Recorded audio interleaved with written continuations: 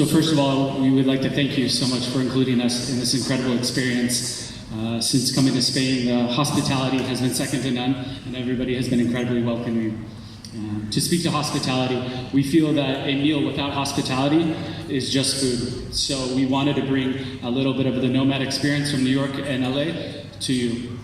In front of you, you'll see our placemats we use at our bar, our linen that we use for our napkins, our silverware, as well as the plateware from John Taube IV.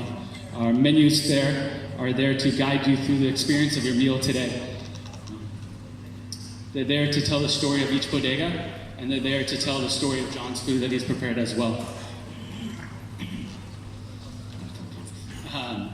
On each page, you will see a beautiful water painting that has been done by a local artist in Los Angeles for each course, as well as for each wine.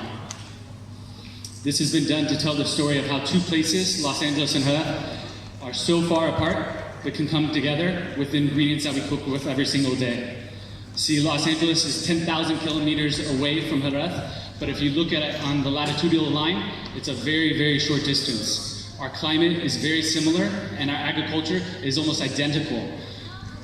California is literally #1 in production of almonds, Spain, 2. California is #1 in production of strawberries, Spain, 3. California makes incredible olive oil, Spain literally makes the best. Don't tell the Italians. On our coast, we have the Pacific Ocean that goes all the way down. We have incredible seafood and shellfish, and very much so that you can find those at the local markets here in Andalusia. So initially, our thought was to do a menu that showed the difference between Los Angeles and Jerez, but we'd rather bring our two homes together on one plate. To do so, myself and John traveled here to Jerez 3 months ago to taste at each one of the bodegas that you will be tasting from our menu today, to ask the questions, to really know the knowledge that we can share.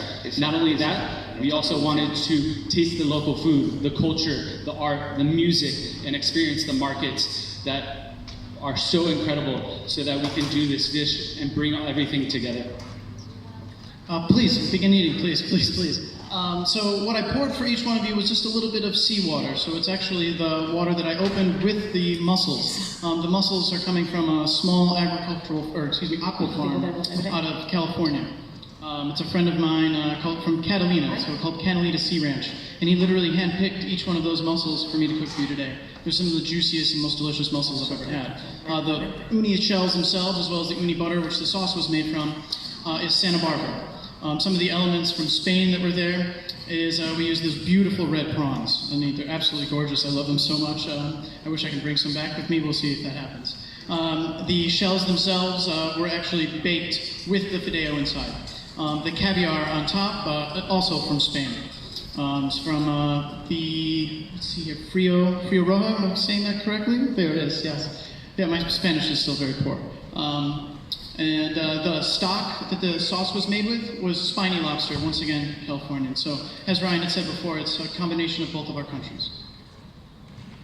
The aromatics of the seaweed is to mimic the poniente. We want to really capture that sea spray minerality, which is mimicked in this wine. So in front of you is a wine that a lot of people might consider basic or very simple. I do not. I have a great passion for this wine. I think it is a benchmark and a great way to introduce new palates of sherry to a dry style. La Cigarrera from San Lucar is a very modest producer with only 500 barrels. They get their name, La Cigarrera, from the women who actually used to hand roll the cigarettes and sell them on the streets. The floor there is incredible. It's got such complexity and depth. It has a smokiness to it. I think that this wine, when you're discussing pairings, you can do it many different ways. But 2 simple ways is to talk about complementary notes and contrasting notes. I feel like this wine, when it's served chilled and cold, it mimics brightness. It's very dry, crisp, and has a good salinity to it. And on a complementary note, I feel like it is just meant to be with seafood, that it mimics the aromatics that you smell in this dish and the whole balance of everything. When Ryan and I tasted this dish together, we tasted each one of the individual shellfish together versus the wine. And they just really came together harmonious with the stock and with the actual noodle. It was a textural thing as well, that the texture of the noodle and the wine together became something that was very magical for us. Thank you.